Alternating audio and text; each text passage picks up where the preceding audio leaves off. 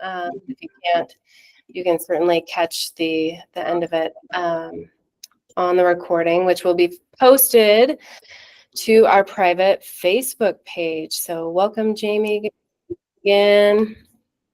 So I'm just going to get us rolling because we have a lot of great content, and we are not going to be doing a lot of talking. Sheri is going to be talking because she is our guest speaker. And today we are talking about out-of-state investing, and this is a big topic. So far, based on our signups, this is our biggest audience so far. So we're really excited to see the engagement in this topic. And we certainly know from our own experience and just from that of folks in our network that out-of-state investing is a hot topic. And so we just want to introduce ourselves really quickly. I'm Suzanne Moore. I'm a realtor here at Realty One Group Discovery. Our office is here based in Oregon, and we cover all of Central Oregon, and we focus on investment real estate. So we create a weekly top picks email where we feature the best deals that we find in Central Oregon, whether they're house hacks, short-term rentals, long-term rentals, flips, seller financing, development opportunities. We send that out every single week, and we write the copy. It does not come from AI. It is our own brains that writes the candid commentary that you see if you're on our mailing list. And if you're not, you can scan that QR code that's up on your screen, get on our mailing list, and you will get that as well. Yeah, I mean, Suzanne pretty much covered it. We're a team here at Realty One Group Discovery, licensed realtors, and we're just excited to learn about you guys today and what markets you're interested in and how we can help connect you with the right people and the right team in those markets. And Sheri will take it from here. Yeah. Actually, we have a little bit of intros too, but I do want to say Sheri Fayal is our guest speaker, and she will introduce herself after we go through the group intros. So let's do the agenda. So agenda first, we'll just go through who's here. Then Sheri will talk about her story and how she came to be on our meetup this week. And then we're going to dive into out-of-state investing. So we're going to talk about how you choose markets, how to build a team remotely. So if you, from wherever you live, I mean, Sheri, I don't think has ever been to any of the markets, or maybe gone once, where she's invested. And she certainly doesn't have to be there to buy these houses. So we'll talk about how to build your team remotely. Sheri will give some case studies. And if there's time, Sarah and I can talk about ours, but really Sheri is the star of the show today. And then we'll also talk about the pros and cons of real estate investing out of the area where you live, because there are pros and cons. And then we'll just talk about how to get started and what next month's meetup topic is going to be. So this is like the best part of the meeting, I think, is the networking, right? We're here. We've created this network, and this is your opportunity to get to know other people that are here on the meeting. You are welcome to share your email, your phone number, your social handle, your company website. If you're an investor or otherwise, feel free to pop that in the chat.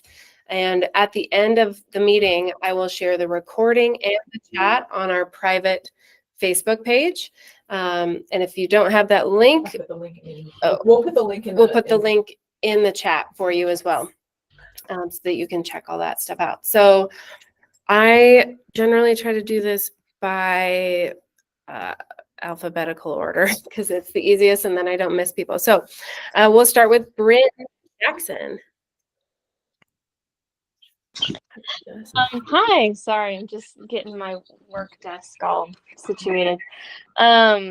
Hi, my name is Bryn. I live in Central Oregon. My husband and I are newbie house hackers, and Sarah and Suzanne are helping us out with that. We also have a side business of reselling bulky returned furniture items. So if you have any mattress needs, I'm your girl. So good. Yeah, she can hook you up with great deals on lightly used mattresses, which is great if you are going to be outfitting a short-term rental. Awesome. Thank you, Bryn. Actually, I know your last name is Pierce, not Jackson, but okay. Moving on to Cheryl. Hey guys, thanks for having me. Thanks for putting this on. This is near and dear to my heart. I have a property. I've got a 1031 next year in Texas. I'm looking at going outside of Texas. I know you guys have passed it over because of the property taxes are ridiculous and the insurance keeps going up. So very interested.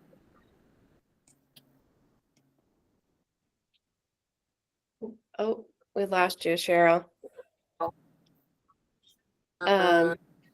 Yeah, you said you were very interested in something. Oh, so I'm very interested in this topic. I have a property I am needing to 1031. And so I am in Texas and I'm trying to look outside of Texas because you guys have passed it over because the property taxes as well as the insurance is very high. Yes. Yeah, I remember you're in Austin. Yes. So great to have you here, and we'll be happy to share some insights on other markets. Thank you for joining. We've got Cindy next. Welcome, Cindy.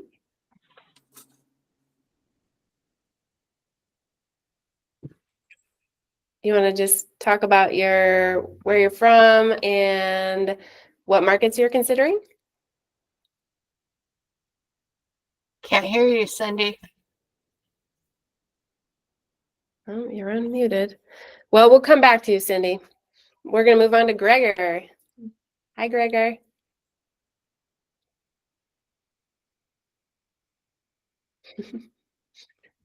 Okay. He's at work, so he might not. That's fine.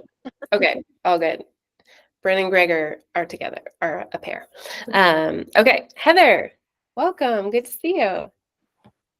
Hey, my voice is weird today. I'm getting over a cold. So anyway, no camera for me today. And I was super excited to see Sheri. I haven't talked to her in forever, so I can't wait to hear all about all of her out-of-state goodies and stuff. So I am interested in both out-of-state, and I'm in the Douglas County area now, so I'm interested in something I can do here, or also the Bend area. And primarily I'm interested in like midterm rentals, maybe something between short-term, midterm, but I kind of like that sweet spot of midterm. Also like house hacking situations. So I've house hacked for about 6 years, and then I rented out my condo for about a year as a midterm rental. And I'm just looking for my next deals. So trying to figure out what I can do the most with my little bit of money and just kind of keep growing from there. So. Excellent. Well, good to see you here. Good to know you're in Douglas County. I think that's an update since we last chatted. So awesome. Thanks for joining. Okay, we had a couple people join, so I'm going back up the list so I don't miss anybody. Chris Watkins, welcome.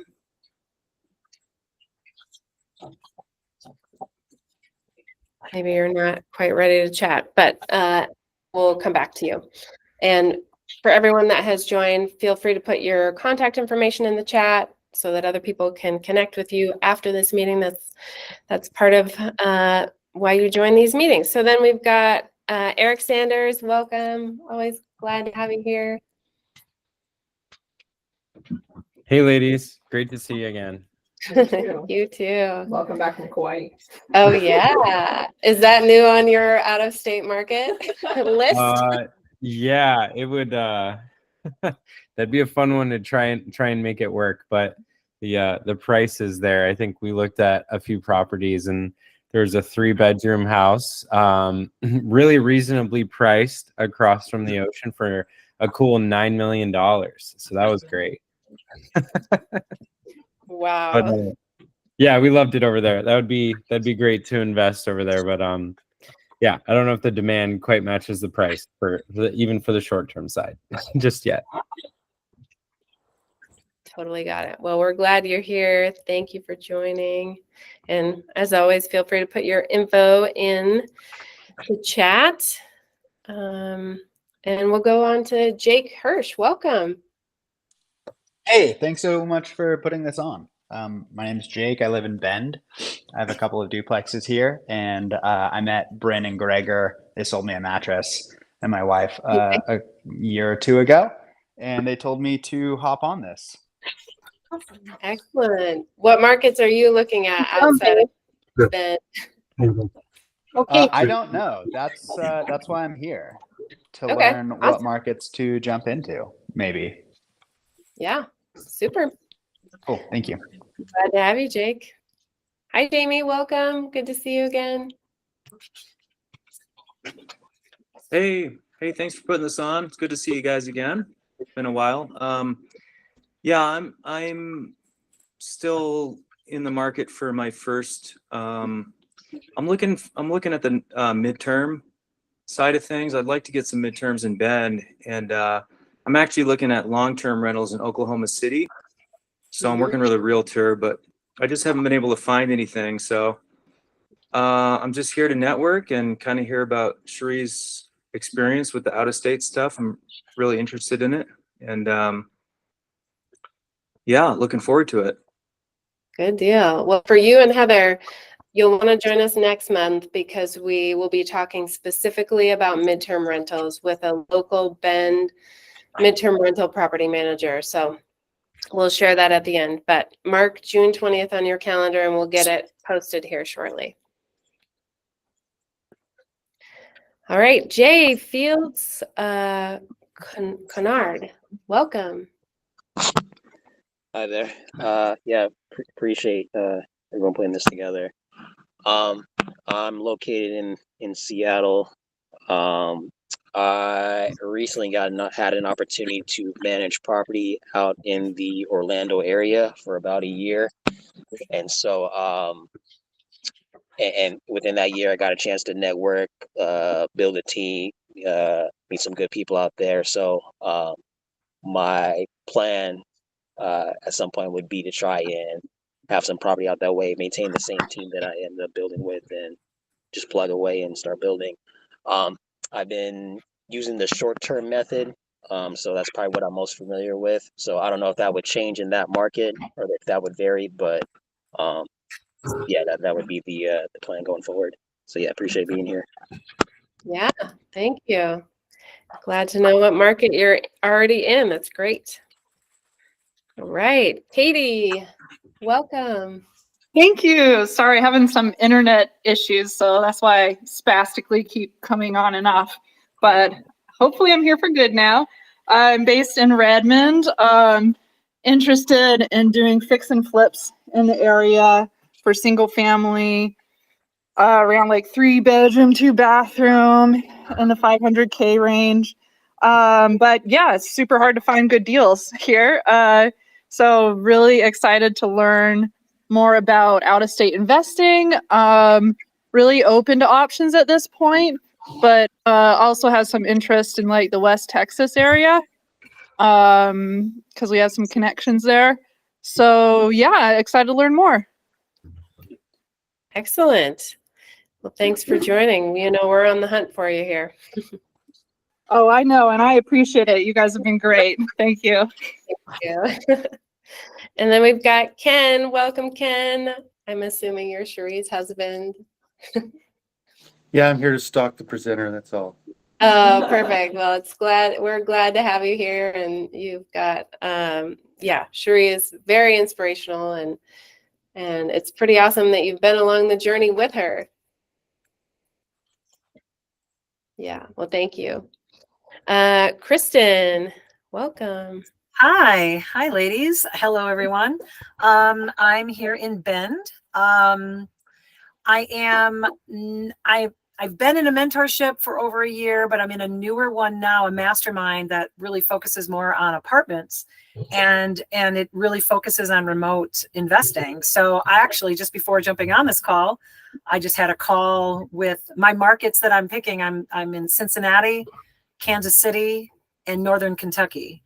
So I just got off the phone with a broker having conversation about Kansas City and learning more about that market. But yeah, I've been kind of looking at 5+ units now. I am interested in our area, being that I'm in Bend, connecting with anybody here, even to do fix and flips. If anybody wants to JV, I'm open to that. And yeah, so yeah, remote investing. I'm so psyched that you're putting this on. I mean, even though that's what I'm learning in this one mastermind, but I'm looking forward to hearing someone else's point of view about this as well. Yes. Great. Well, hopefully it aligns, and hopefully we learn from you and you learn from everyone here as well. Nice. All right, Susie, welcome. Hi. Hi.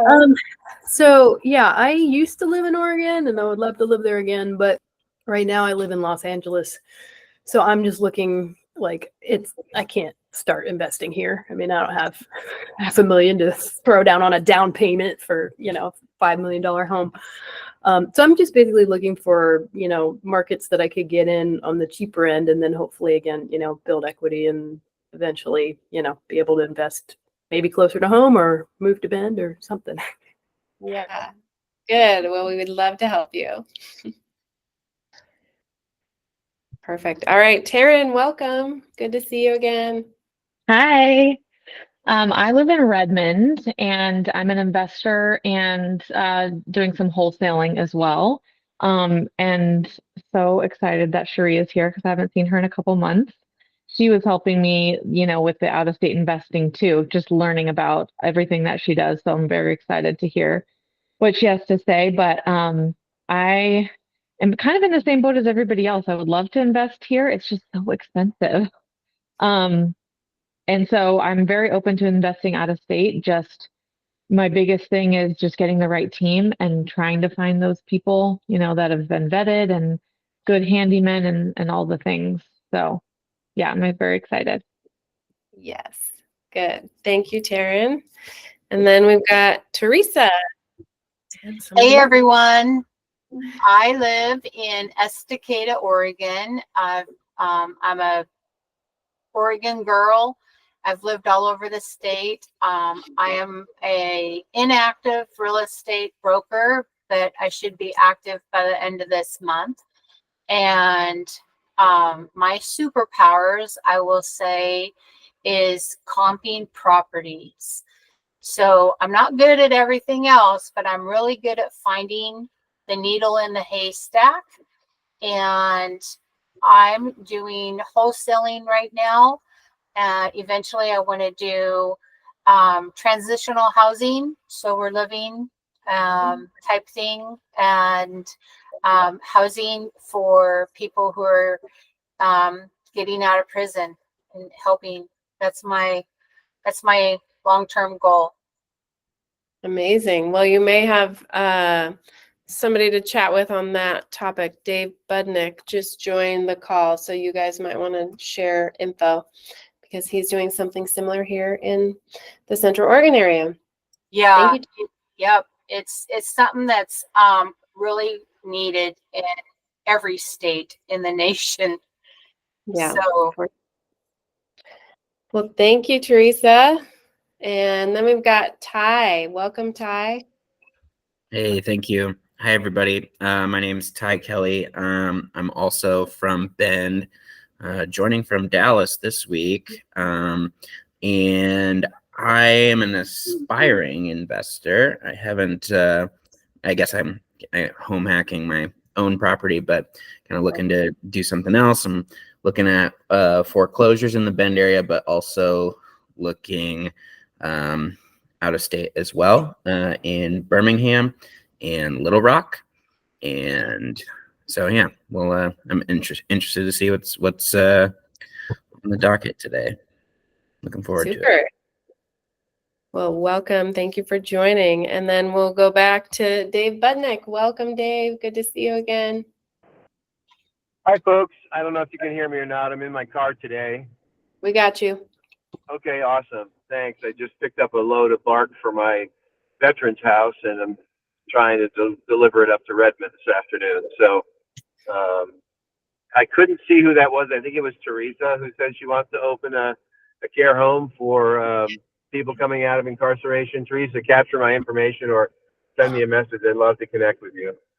All right. Thanks, Dave.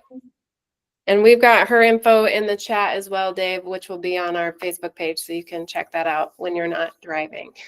Sure. Awesome. So I own a number of properties out of state, manage them out of state, some with managers, some without. I'm anxious to hear what you guys have to talk about today. It's been an interesting journey. I learn something new every month, but so far I would say positive overall. Excellent. Well, thank you, Dave, and welcome everybody. You know, this is the best part, is just hearing who's here, being able to share and connect with one another after this meeting. So hopefully you've grabbed some names and contact info from the chat. And let's move on to the star of the show, Sheri Fayal. Welcome. Thank you. Hey, everybody. Good to see a lot of you that I've met before. And Suzanne and Sarah, thank you so much. I'm really honored that you would want me to share the kind of out of state investing that I do. I'm really excited about it and just really like to share about it. I think it's another great thing to add to your investing portfolio of what I'm doing. So I guess I just read the bullet point and expand. Yeah, go okay. for it. Yeah. And yeah, my voice is a little nasally. I'm also getting over this horrendous cold, and so bear with me if I have to mute and cough or whatever. So here we go. I've got my cough drop in hand. Okay. But yeah, I moved to Bend. My husband and I, Ken, moved to Bend in 2010 from San Diego. What brought us here, I never heard of Bend, never even had Oregon on my radar. We weren't even really thinking of moving, but the small company that he was a part of decided to open up an office here. So we thought, okay, well, let's just check it out. We were here for 2 weeks. We said, yeah, it looks good. Let's do it. Before that, while in San Diego, I was a teacher at our at our church's private school. I did that for 15 years. Real estate was never really on my radar, except for buying our own primary home. My parents, on their second careers, they were real estate agents, and yet again, none of this really absorbed over to me. You know, I had considered being an agent. I am a referring agent now. I work with the EXP Realty here. So I got that in 2018.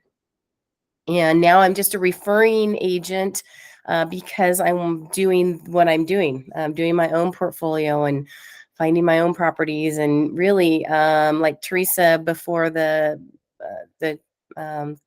meeting started, we kind of discussed how we're up in our, late 50s, and we're like, retirement's just around the corner. So that's what I wanted to do. I wanted to kind of build my own 401, if you will, where you can't take anything out of it until whatever time. So where am I? Yeah, so in 2023, I decided I was green in real estate as far as investing. Most of my clients weren't even investors. They were just either buyers or sellers of their own property. So I really had no knowledge about real estate investing. And outside of what, you learn as an agent, but never really got my feet into it. So I took a course, a 7-day course. It was for women. And I thought, wow, that's really cool. I learned about the BRR, the fix and flip, buy and hold, creative financing, everything. But what stopped me was the humongous price to join that program. And several of us women said, forget that. Let's do our own networking. And we did. And we just, just kind of supported each other. And then I found the slow flip method. Scott Jelinek is kind of the developer of that. and it made sense to me. It was just the path that I wanted to take. And I'm not experienced in any other kind of real estate investing. Doesn't mean I don't want to do that. Right now I'm focusing on this, and so far it's been a really good journey. Excellent. All right, let me move along. So we just put in some quick slides about, why people invest out of state. I want to make sure we get to the good stuff. I think we all are pretty clear on why we want to invest out of state. More barrier to entry, more affordable down payments, higher returns, cash flow, which can be harder to find in Central Oregon, although we have strong appreciation, diversifying, lowering your expenses, and being in more landlord-friendly areas. And then generally what people, what we collectively look for in a new market, for the most part, although there are a couple on here that Sheri's group does not look for necessarily, is increasing population, a diversified economy, growing workforce, strong occupancy in rental properties, demand going up, and ideally supply going down. And then, in some cases, people may be looking for good schools, low crime rates. With what Sheri's doing, those are not as big of concerns, just based on her method. So, and then just quickly again, for those of you who don't know where you want to invest, I just want to talk about this quickly. 4 things to consider. Where do you have a personal connection? If you live in Bend, but you're not from here, which is most of us, where did you come from? Where do you have family that might be able to be boots on the ground for you, or friends, that are in the trades or something? That's how I ended up investing in Michigan. That's where my husband is from, and we've got boots on the ground there. Maybe it's an area you know well or lived in previously. So if you moved to wherever you live from somewhere else, maybe that other market could be a good option for you because you know the neighborhoods already. And then another one is, where do you currently, or would you in the future, want to visit frequently? We were talking to a client the other day who lives in California and has family in Seattle, and so she wants something that's on the way, somewhere in Oregon or Washington on the way when she does her summer drives up to Seattle from the Sacramento area. So just some things for you to consider if you don't know where you want to invest next. Okay. And now back to Sheri. Okay, that was good because I had some coughing to take care of. All right. So what is the slow flip method? Okay, so you may have heard of it, but this is basically, I don't know if you can see that because I don't see it. Anyway, it's a book, Scott Jelinek, The Artist of the Slow Flip. And there's, at the end of my contact, there's a QR code that will lead you to the ebook. And it's a very good and easy read. So slow flip basically is, I was mentioning how I wanted to create my own retirement basically. And it's different than, I guess, fix and flips, buy and holds, things like that, where you are seeing your money right away, more or less, especially with the fix and flips. So with the slow flip, you are getting, as a platform, you're just buying a home that's about $30,000 or less. With the market change, it can go up, like it has. So, we're looking at properties, maybe 45,000 in certain areas. When I first laid, I went, I'm not going to be doing that here in Oregon. So yeah, we go into the Midwest right now. Ohio, Illinois, Indiana, Missouri, Alabama, Birmingham. Somebody mentioned Birmingham. Tennessee, some places in Tennessee, Mississippi. It's generally 20, 30 minutes outside of Metro, or we'd go on Metro. Like St. Louis is super hot. It's a super great place to purchase a slow flip. So we purchased these slow flips for around 30,000. Let's just make that the playing field right there. We either can fund it ourselves if we have the funds, or we use a private money lender. And then we turn around and they are as is. We don't do any kind of fixing up. Some of us do, it just depends, but for the most part, I have not. There's one house that I put $1,500 in, and that was just to get some systems working and whatnot. But everything else, they are distressed but livable. So we turn around and we sell them for not quite market value, but or aftermarket or after repair value. I'll buy a house for $30,000 and I can sell it for $89,000 over 30 years. So it's amortized. It's just like a bank, but it's seller financing, very low down, $1,500 to $5,000 for the most part for that person to put money down. We don't do credit checks. We don't do all the things that banks do, but we do, income verification, things like that. Who do we buy it? Who do we sell them to? We sell them to people who are just tired of renting, and they struggle, or maybe they have good jobs and whatnot, but their credit isn't that great, so a bank isn't going to loan it to them. So this is something that we provide, and we even have other investors like Section 8 investors. I have a Section 8 investor who bought and doing quite well with it and looking for more, and I keep looking for more for them. Low credit tenant buyers, that's what it is. We hold on to the deed. It's a land contract or contract for deed, whatever the state recognizes. It's all through, we get it notarized, it's all through legit means, of course. We don't go through any kind of title, because when I acquire the properties, it's already been through the title search, because I go through the regular buying process that you would when you are purchasing. So, everything's already free and clear and whatnot. The only difference, really major difference, is that we're hanging on to that contract until the deed, until that contract is fulfilled in the duration. So 30 years down the road, they pay it off, or maybe they want to pay it off, when the market sees fit and they want to sell it off. Then they pay me off just like they would a bank. So basically, Scott's kind of motto thing is we buy a house like a car, because when you purchase a car, it's usually like 6 years of a loan. So, and that's kind of what the idea is. You buy a house like a car and you sell it like a house. So we sell it like a 30-year mortgage. It is a 30-year mortgage. No prepay, none of that. It's very, very easy. And we've got over 400 people in this networking group.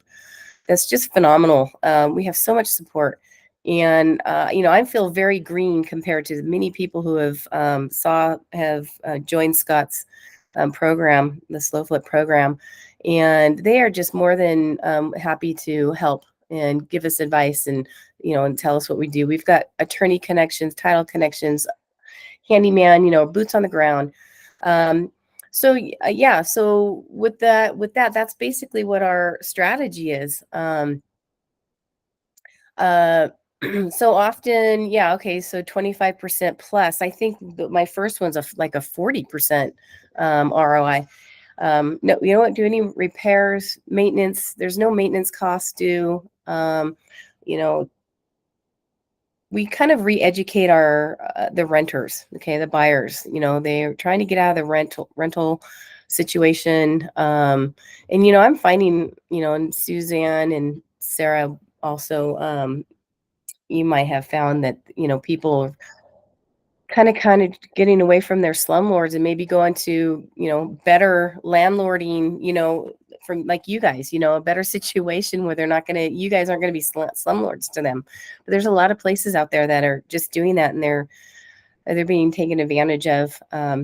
So that's just one thing. That's what I liked about this program, is it's actually helping people become ownership and kind of changing their rental mindset and changing into a homeowners that have a sense of pride of ownership. And the way they do is that they're going to be putting in their own sweat equity. And that's why we don't do repairs and everything. We don't have to be concerned about the maintenance. Yes, when I acquire properties, I want to make sure that the roof is in good condition, because that's an expense on that buyer somewhere down the road. And unless we pitch it to a roofer, which they can do it themselves, other than that, it's going to be very costly for them. So yeah, we want to make sure all the mechanics are in good operating condition, and the roof is in, still has some years left. So it's not a total shamble. We don't do fire damage. I don't do fire damage homes.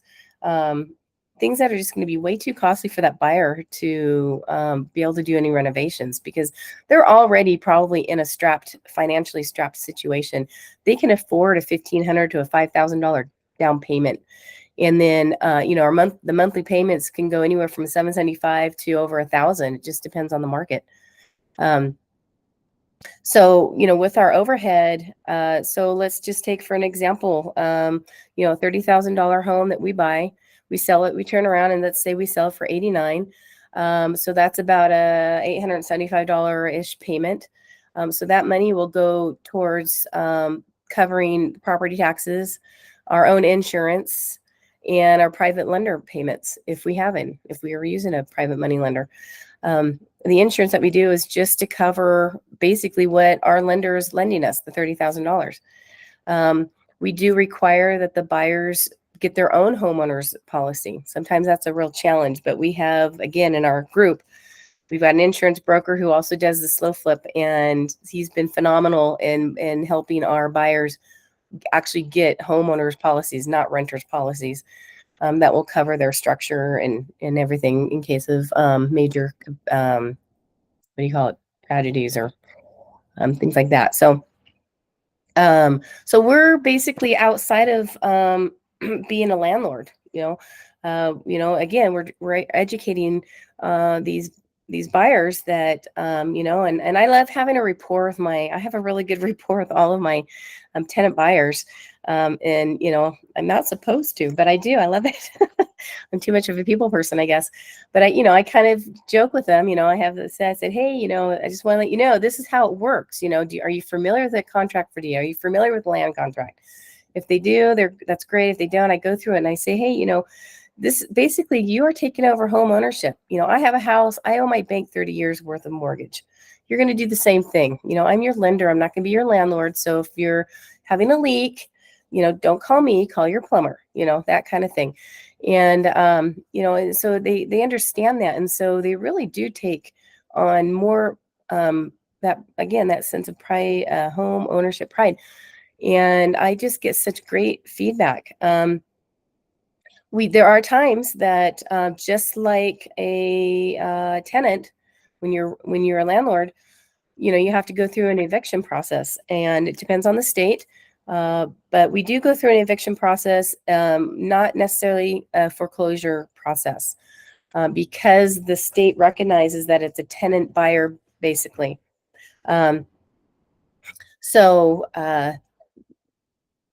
We'll just go through that 30-day late notice or 5-day, whatever the state requires. We send them late notices.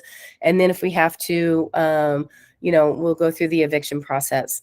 For the most part, most of them get stopped before that. They'll make arrangements. I have a current tenant, and this is where my rapport and being a soft person comes in, because, they're not taking advantage of me, but I do give them chances and chances and chances. And they're late, but they contact me all the time. I'm going to send this money. We've done so much work. We don't want to lose the house. So, and that's the thing, they've put their sweat equity and they've put their own money into, and maybe putting in a floor in or painting and whatnot. And, for me, it's like at this point, if I'm starting to lose money, I'm like, hey, I owe my own banker, I owe my own lender money. So we need to start coming up. I'm not in that position. And I know that they're going to come in good. So, and that part, it's a little bit different, but we still have to go through an eviction process. So I would say that's what's the same. As far as being a landlord and being the banker, is that you still can evict for non-payment.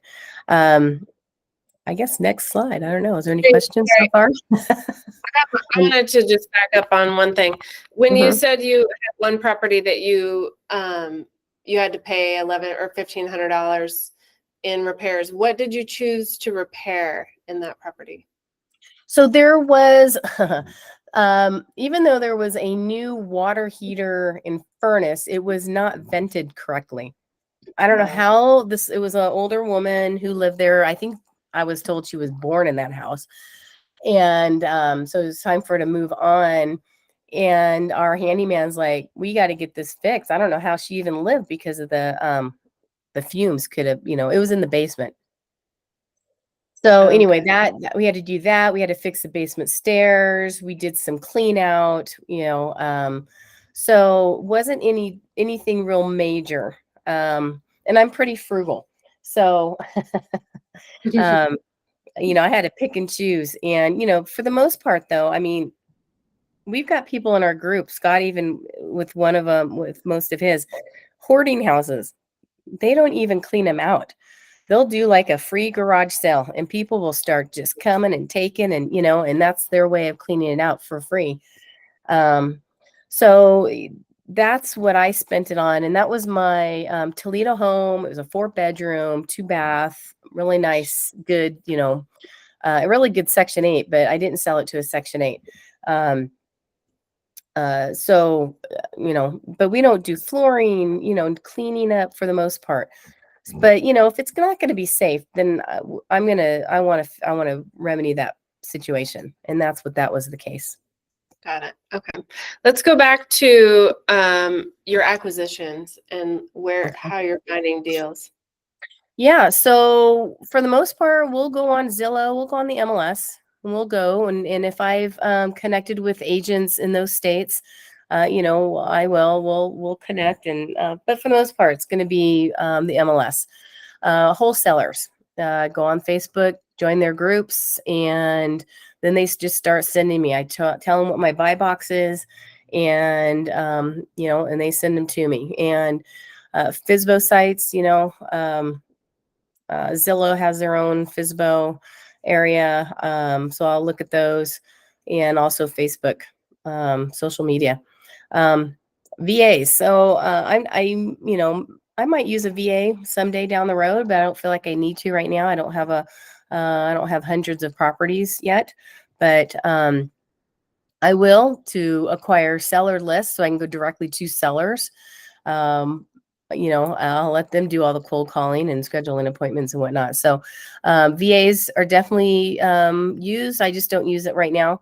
I mostly rely on wholesalers and MLS, and just get out there and see and work. So it's pretty easy.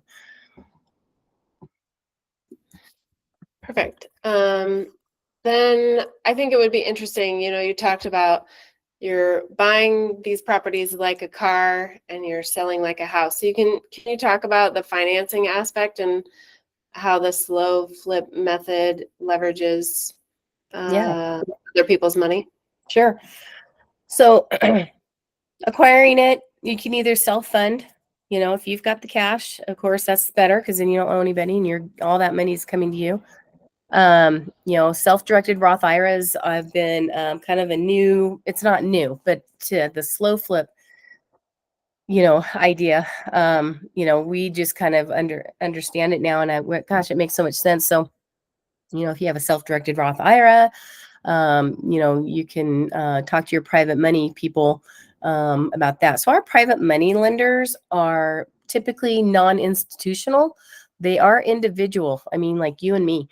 I have acquired a couple of properties through institutional, but they understand the slow flip. So they've gone through and they've talked to Scott and they understand. And so they've kind of added that to their lending portfolio, but these are still they still consider themselves private money lenders, but they're just a huge network. So I guess they pool their money together and they, lend it out.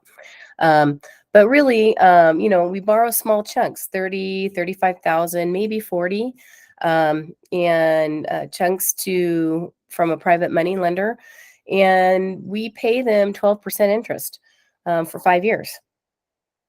So 12 to 14. So, it depends on the market and everything. And it's only for 60 months. So again, when I was saying that my monthly payment or the monthly payment that my buyer sends to me, it gets distributed to my private money lender, taxes, and insurance. So I might break even for the first 5 years.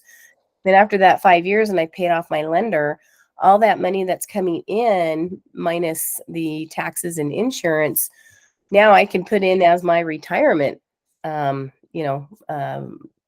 vehicle, whatever, or start reinvesting. Yeah, you basically have a completely paid off asset after 5 years. 5 years. Yeah. So, in these homes, they will, because these buyers they're putting in their own improvements. And there's been times where these homeowners no longer can live in the house for whatever reason. They're being relocated, or maybe they just got in too deep and they can't afford the house anymore.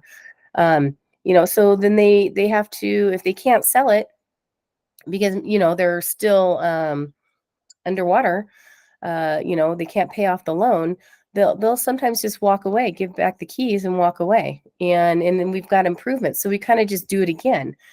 I don't want that to happen, and that hasn't happened to me yet, but my strategy for that is to say, well, if you can't live in this house anymore, then rent it out. You be the landlord, you rent it out, let them pay for your mortgage, because at least they have an asset in their portfolio. And so that's just a strategy, that if something happens where the buyers have to leave, then we just do it over again. So we collect another, we terminate that the agreement, and then they don't, there's no security deposit to get back or anything. Nothing's given back. They just walk away. That's on their own thing. So can you just dive into the dispo, like how you're selling to the tenant buyers? Because I think there may be some folks on the call that are not familiar with tenant buyers, and another term for this process is essentially lease option, rent to own. So you may have heard of this in just different terms, but that's essentially what you're doing, right? Is you're their bank. We're their bank, and it's not rent to own, it's not lease option, because those have different meanings. Okay. But that's kind of how I start off with when I talk to buyers, when they don't understand what a contract for deed is, or a land contract. And I say, it's kind of like this, but it's not, and then they understand. So the contract for deed, and it's recognized by, it's legally recognized. Seller financing is nothing new, and that's all that we're doing. We're owner financing. The deed stays in our name. It stays in the seller's name until the contract is fulfilled. And whether that be 30 years down the road, or they resell it, or whatever. Again, it's a low down payment of $1,500 to $5,000, and it can be amortized over 20, 30 years. Everything's a bit negotiable. We're not sticklers with the, down payment or anything like that. There's no prepayment. And most of the payment covers that principal, interest, and taxes. I do have one that's PITI, only because it was my first one. I didn't know what I was doing all the way, and but I have adequate insurance, but my tenant doesn't. It's up to them if they're going to get their own insurance at the time. But now we start enforcing and saying, yeah, you need to get your own homeowners insurance, and this is why. And it needs to cover their structure, and it needs to cover the loan that they have with us. So that's basically it. The contract for deed basically says, XYZ is the sellers, XYZ is the buyers. And it's, the contracts look very similar to what our residential purchase agreement would look like. I think it's a bit shorter and not so legalese as much, but we get it notarized. It depends on the state. State of Illinois requires you to get it notarized and recorded. So my Illinois properties are recorded, and it shows the tenant buyers as the owners, but it says CFD on it, contract for deed. So if anything should happen, like I have to take them to court, evict them or whatever, all those things are, it'll back me up. And it protects me. It also protects them. Other states don't require it. They just, they just don't require it. So whatever they don't require, we're not going to submit. We don't need to. But I like to get things notarized anyway, even if the state doesn't require it. And I think it's also for the buyer. You know, there's a lot of scams out there, and we've had people back out because they felt they would go to their bank and get the contract notarized, and the bank said, "Oh, you might want to look into this a little more. This looks like it's a scam." And you know, and we've done everything we could to prove that it's not a scam, but they still walked away. They decided not to, and that's fine. You're going to run into things like that. But we want to show that we are definitely on the up and up. And because, contract for deed or seller financing is something they aren't really familiar with. And so a lot of it is a lot of educating people. So Sheri, you're not charging them an interest rate. You're just charging them a much higher purchase price than what you bought the home. Oh no, yeah, no, no. There's definitely an interest rate, and we have a cap according to what the state is. So, we break out our amortization schedule. So let's say I sold a house for $89,000, and I want the payments. There we go. So let's say it's 2,000 down, so their mortgage is 87, and it could be, and I need, 775 principal and interest. So that could be a little over 10% interest. So these interest rates are going to be higher. They could be anywhere from 10 to 13%. And I've had my buyer saying, that's a good rate because their banks are charging me more because of their credit report or their credit scores. We don't go by credit score.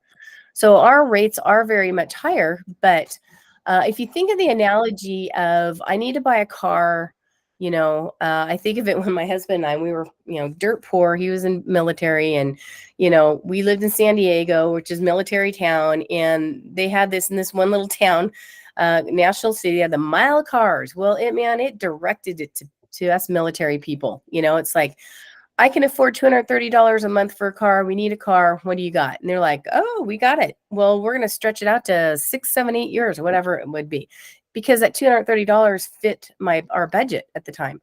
So the same thing, a $775 monthly payment plus taxes is fitting their budget.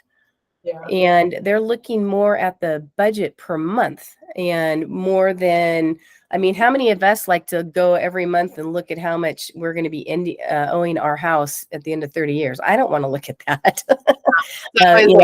It's too depressing. But, we give them an amortized schedule and we say, here it is, at the end of 30 years. So that's what they're looking for. They're looking at what's going to fit our monthly budget. And this $775 or $1,000 a month is fitting our budget. And that's what they're concerned with, because they're getting a house that they can do whatever they want with, improve it is what I mean. And for about the same as what rent, maybe a little bit more than what they've been paying on rent, and they're not getting anything back for it. They potentially can get things back on this. And if they want to be their own landlord, they can rent it out. And that's my case when I'll discuss when we get to that point. I want to kind of back up a little bit about the acquisition part. Yeah. Oh, sorry. We do have a couple of questions. I just want to make sure maybe these will get to your. Jake, what's your question? Hey, yeah. So I have a couple questions on this. So is this classified as a lease or is this classified as a loan? It's classified. Well, it's seller financing. So I don't know how you classify it. It's a loan. It's not a lease. It's a loan. Okay. So it's principal and interest based. So if somebody wants to pay off their loan, are they paying the payment times the remaining term, or are they just paying their remaining principal? Well, that's a good question because I haven't gotten that yet. According to the amortization schedule. Right. It's according to the amortization schedule. So just like if I wanted to pay off my house, the bank would give me a payoff. So I'd give them a payoff. I would have to calculate what that would be. So it'd just be according to the amortization schedule. So just like what a bank would do. Cool. Thank you. Yeah. And then Kristen, you got a question? Yes, and you probably haven't been through this yet, if after the last question, but I'm just wondering if is there a way, or does something happen? These people that don't have good credit and they're making payments to you, is there something being documented that's helping them raise their credit that maybe in 3 to 5 years that they could refinance? Yeah, so we don't keep track of that, but there are, and we present there's these apps or companies that I think it's rent.com or rent app.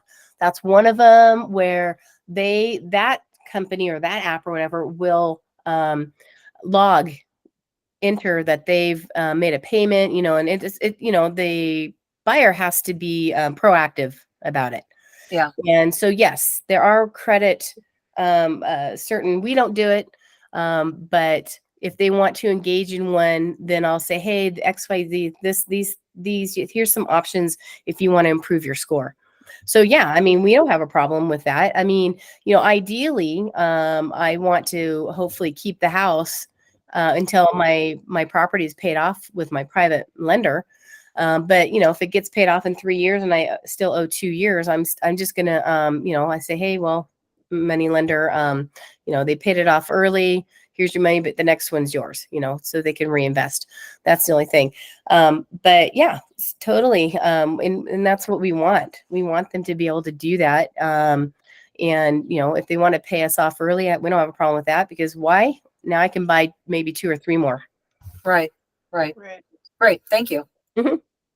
And then Jamie. Hey, yeah, Sheri, thanks for this information. So since you hold the deed contract for deed or the deed, do you get the tax write-off benefits, or does the buyer, you still hold that right, correct? Well, I'm not a CPA, and believe me, I don't ever want to be one. That was horrible experience with my taxes. But anyway, yeah, I mean, when we so our CPA, they looked at ours as as installment sales, because that's what they are. They're installments. And so whatever they did, that's what they do. They filed us as having installment sales. I have no idea what the buyer does. They could probably not on the property taxes, but they certainly could probably do the interest rate, the interest that they're paying. Yeah. Mm-hmm. So to clarify, you can write off the depreciation on the house? Yeah, if that's the way you want to go. Mm-hmm. Some people, like Scott, he files his as rentals. I don't know why, but I think he said it because the other way is a nightmare, a bookkeeping nightmare. But this is my first year having to do taxes with my properties acquisition. So I'm letting the experts take the ball and tell me what's best. Cool. Thank you. Yeah. Definitely not as cut and dry, Jamie, it sounds like, but it also sounds like there's some gray area where you can decide how to do it according to what your tax, which way it would be most beneficial for your tax situation. So that's also very cool. Kristen's got another question. Yeah, real quick. So at the bottom of this list here, it says buyer secures homeowners insurance policy. I mean, they don't technically own the home. Is it difficult for them to get homeowners insurance? Yes, it is. But we have there are companies out there, and they're not I don't know, subprime, in the lending world. They're not that type of insurance. There's insurance companies I've never heard of, but things, State Farm, the big ones, they're not. But there are companies that recognize contract for deed. And so all of mine, well, not all of mine, but most of mine have their own policy. And, there's a company called Steadily, Obi, Modern American, they all will insure homeowners policies. And what we tell them, our buyers, they say, look, you need to get your dwelling and liability policy, and the dwelling needs to be covered for at least the amount of the loan. So if they bought it for 89,000, they need to secure it or insure it for at least 89,000. I say go as high as you can, because if something would happen to the house, you got to pay your lender off, and then you'll have money to do what you need to do to either rebuild, remodel, or whatever. So Yeah. it's Okay, not thank it's not cheap. It's not cheap like like our own primary home insurance is, but it's peace of mind for them. Yes, thank you. Thank you. Mhm. And Cheryl's got a question. Yes, so I have a couple of questions. First, how do you find your buyer pool? And then the second was, I'm trying to decide, like, do you have to be in compliance with Dodd-Frank in this type of sale? If you could speak to that a little bit, if you have to use like an RMLO to prove that they can afford the payment for this property. Okay. The first question was, how do I find my buyers? So we just put it on Facebook. I have my personal page, and I post them on there. I put them in the rental market area because that's what they're looking for. And then that's when I talk to them about, this is a contract for deed, this is, you're owning this, you're buying this. And so that goes really well. And it's just, Zillow. I use a servicing company that collects all the payments, and they have, I can list it through them, and they'll push it out on Zillow, realtor.com, Zumper, a couple of other things for free. So everything's pretty much for free.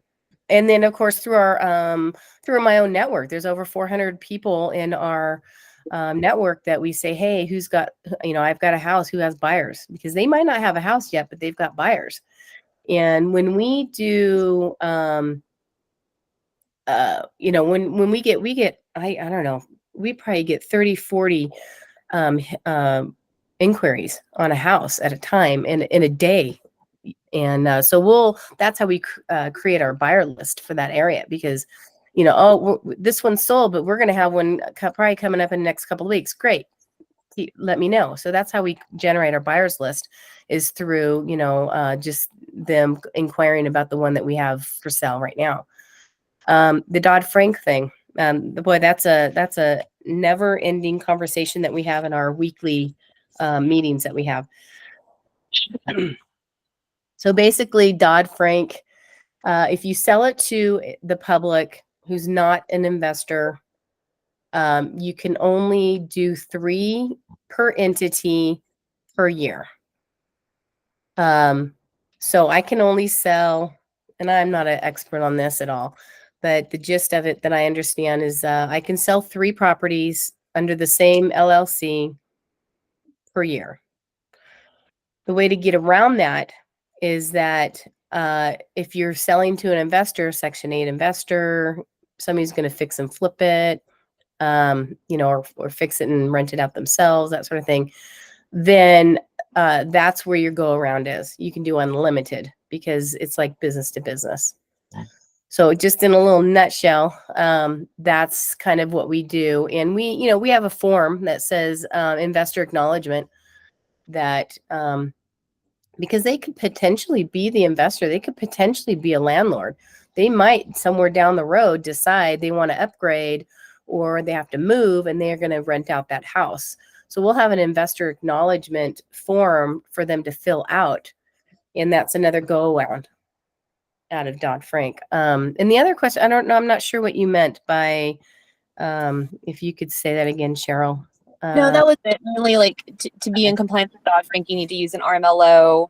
You have to do a lot of vetting, right? To ensure, like, you look at their income, you look at their credit score, et cetera, to make sure they can afford that property. No. But you answered that. Thank you. Yeah. Good. All right. I want to get us to some of your case studies, and I know we're over time, so I did a fair warning at the beginning. I'm glad that many of you have chosen to stay on, because it's super interesting. So I just want to first say that Sheri's been doing this since 2023. So what, like a year and a half? Mm-hmm. And she's already acquired 6 properties. So she's going to tell you about 2 of them.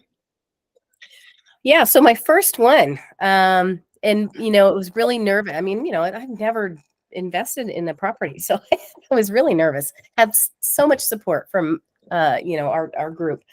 Anyway, I purchased it for $18,000, and we're like, that's crazy. That's a credit card purchase.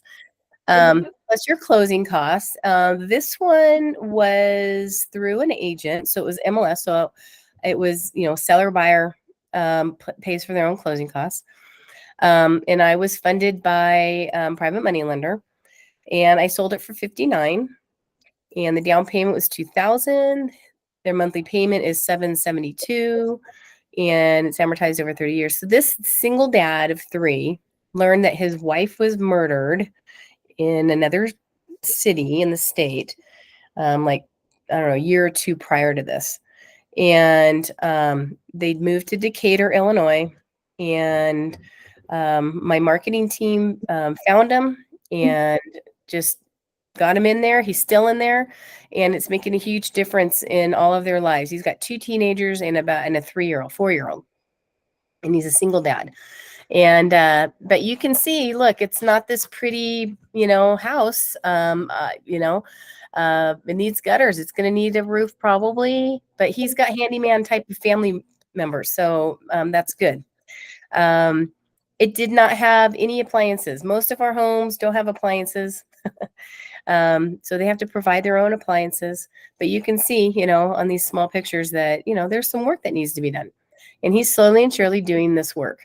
There was one big hole drywall, so he had to do some drywall work. There was a leak that he discovered, and we have no knowledge. And since I am an agent, I'm kind of called the disclosure diva in my group, because I'm like, get the properties, disclosures out there, get the lead paint, get the radon, whatever the state needs. So I do send all those out to my buyers. Because, obviously for most of us, we don't see what our properties are anyway. We don't know what's going on. So that's Russell. And he's my best paying tenant, or buyer, I should say. He's my best paying buyer. And the great thing is he just bought another one from me, and he's going to be renting it out to his sister, who moved out to Decatur with him to help him with his kids when his wife died. So now they're on their way, they're moving along. It's time for her to move out, I guess. And so he bought this other property that I just bought. So now he's a landlord, and he is so grateful not every day, but seems like we talk every day. He's also being some of my boots on the ground. And that's how we can get some of our boots on the ground is, if you got local people, and they're your tenant, whether you are a landlord or not, utilize your tenants. They know people, or maybe they've got the handyman kind of expertise that they can kind of go out and do some of the footwork for you. And so he's doing that for me. In fact, he went to that house that he decided to buy to look at it for me. And, and it's pretty good. He only has to do painting and flooring. And so he's excited. So what's your cash flow on this property? If he's paying $772, you bought it for $15K. I love numbers, so I just want to trying to figure out how you get to charge so much more for these properties than you're buying them for. This one was on the MLS, right? Like this. Yeah. So, I mean, like any negotiations, I don't even remember how much it was. I have no idea. I don't even remember how much it was originally on the MLS. But you negotiate. So I negotiated down to 18,000. And so the 59, where did that come from? Okay. If you read Scott's book, you guys all have a chance to get it. He's so down to earth, and so like, I made it up. And that's what he does. He makes it up. He makes up we don't, for us and most of you guys who are doing other kinds of investments, you've got it. We do our comps. I do our comps. We look at the rental rate.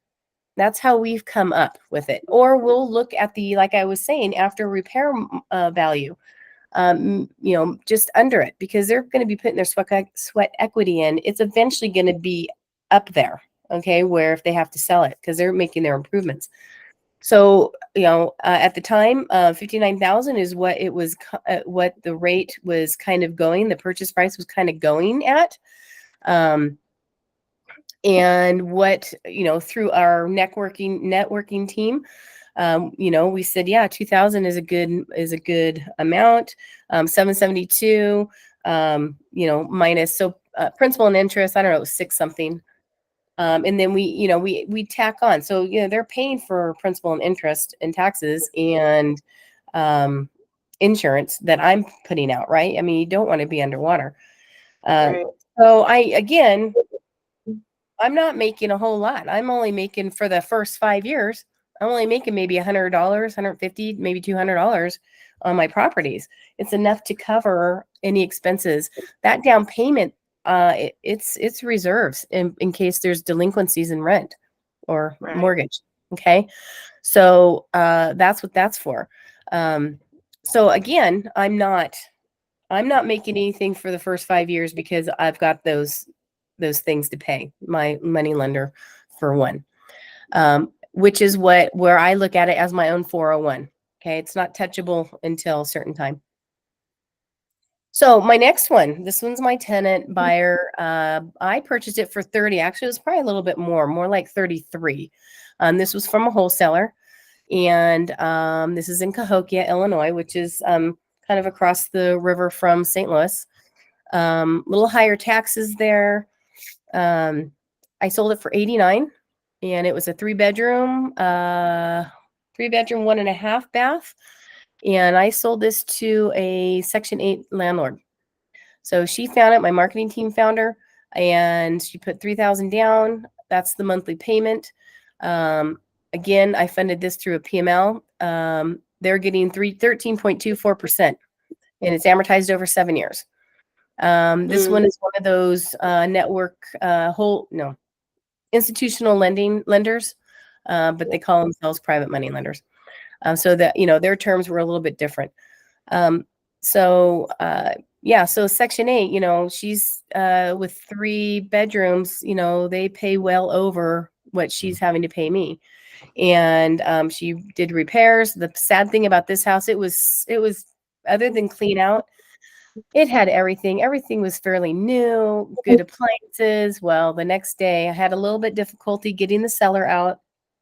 Once the seller left, the next day we found out that the appliances were stolen and the water heater had attempted to be disconnected and stolen. And so, that's the way it goes. So I could have got more, but I had to kind of reduce it because of that fact that it was advertised with having appliances, and then found out, nope, never mind, it's not. So now it's less. So this is great. This is a good example of where I'm being that Section 8 landlord's banker. They didn't have to come in with any money except for 3,000. Now, whatever funds they had, they were able to use it towards any kind of repairs or any kind of Section 8 requirements that were needed before she could fill it. Nice. So I have another one that's not here if we have time, but another one's in Decatur, Illinois.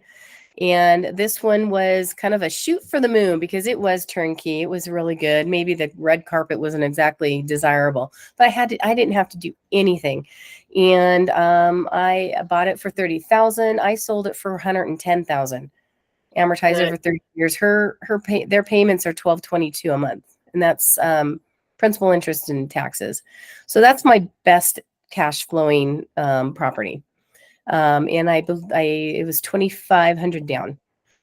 So really for these buyers, it's a low down payment, and the monthly payment fits their budget, and they can do whatever they want with it. And that's what I like. I'm seeing just really great testimonies from these people that are so grateful. They have that freedom, that peace of mind that they can paint the house however they want. They can, do these things that when they were rented, they couldn't, or they were waiting forever for the landlord to fix something,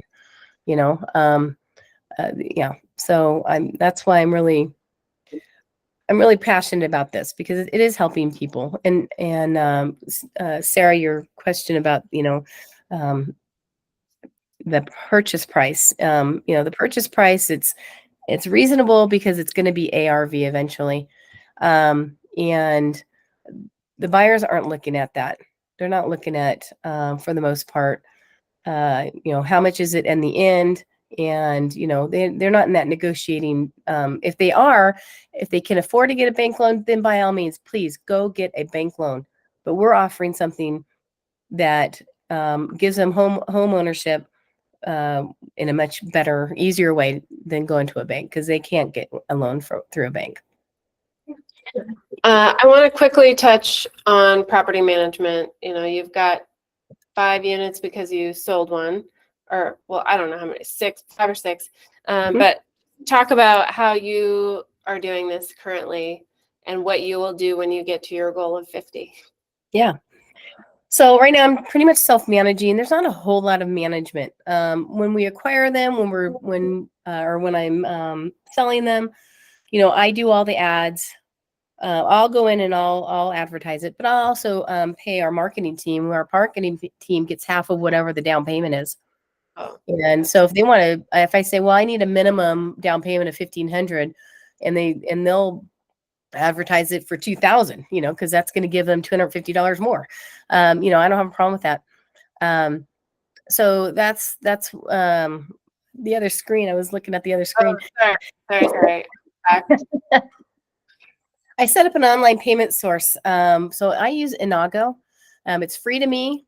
It's perfect for the amount of properties that I have. Building is another one that a lot of people that have lots of properties, because it's a bigger system, and their cash flow is such that they can pay for it. Again, like I said, I'm very kind of frugal, and Inago works great. They will send late notices.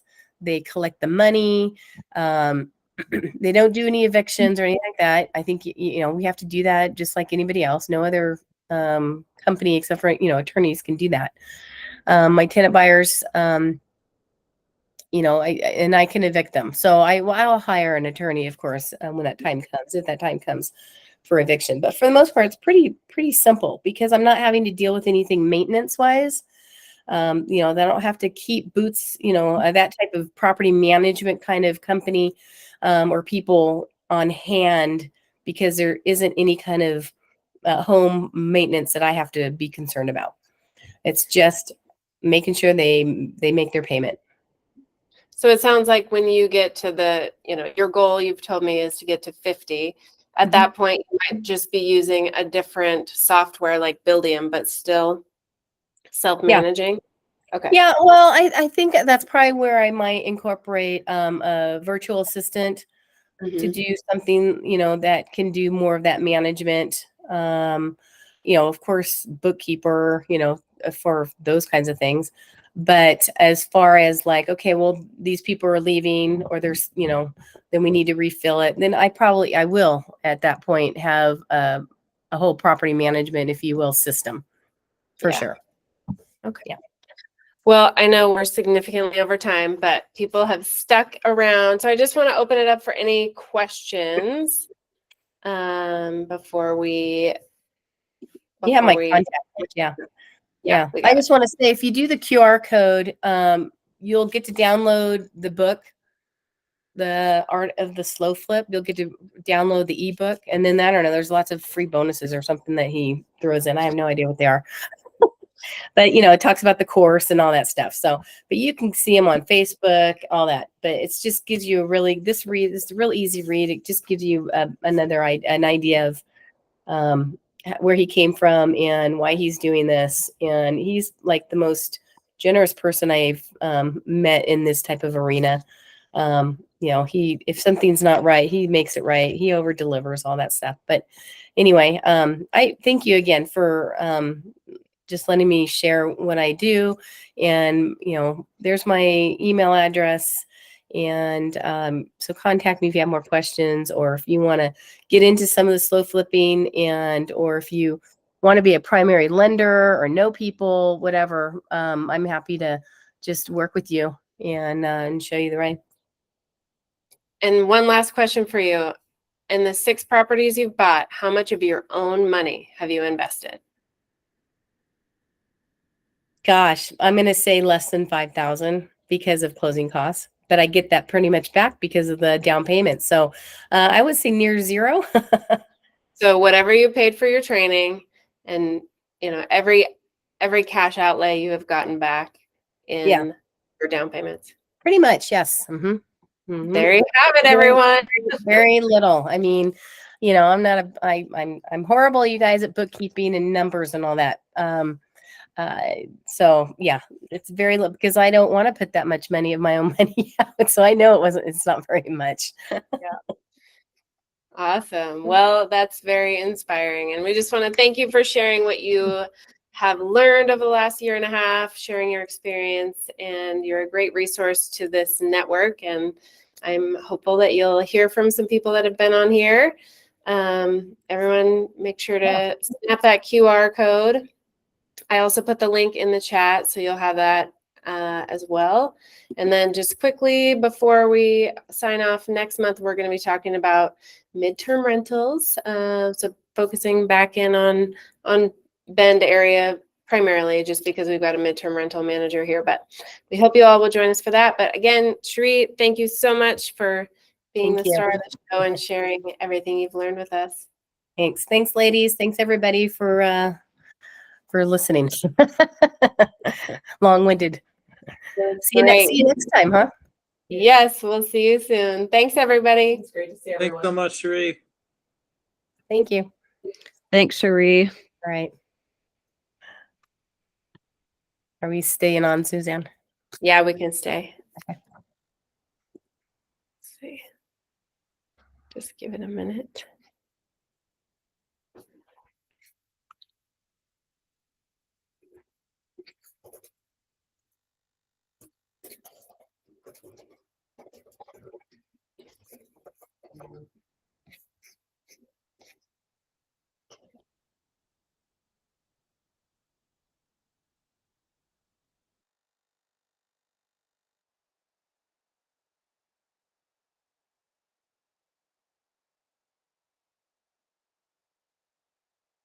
All right, we're back whenever you are. Okay. That was fabulous. Thank you. Oh, good. Thanks. Oh, wait, hang on one sec. I'm going to stop I felt like I was rattling on and recording. but you know.